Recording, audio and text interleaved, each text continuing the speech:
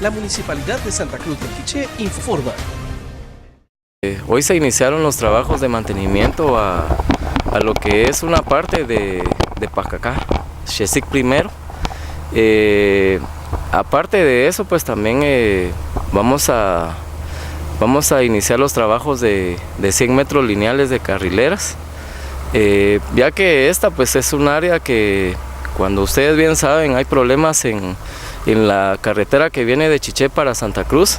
Pues es un tramo utilizado como una alterna. Entonces, debido a eso, pues el señor alcalde tomó la decisión de que se le diera el mantenimiento.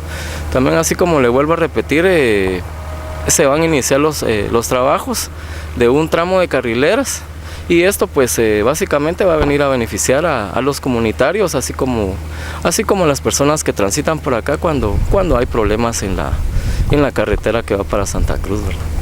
Fíjese que aquí, si no estoy mal, la parte de atrás hay como 2 parques, entonces también pues de igual forma para las personas que van a estar visitando estos lugares, el tramo va a estar en buenas condiciones. Agradecemos a los de la corporación por el trabajo que iniciaron de carrileras en este lugar, que es muy importante en primer lugar para nosotros como vecinos y para los amigos que vienen de los otros municipios del oriente de Quiché, y nosotros estamos satisfechos con esto, que sí nos va a ayudar mucho, y a nuestra gente que pasan por aquí.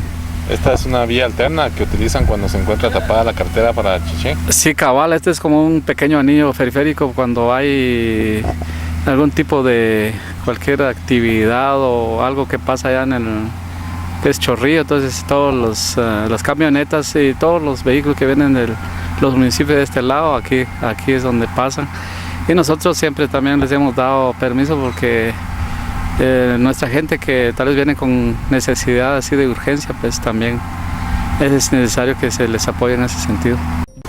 Municipalidad de Santa Cruz del Quiché. Administración, licenciado José Francisco Pérez Reyes.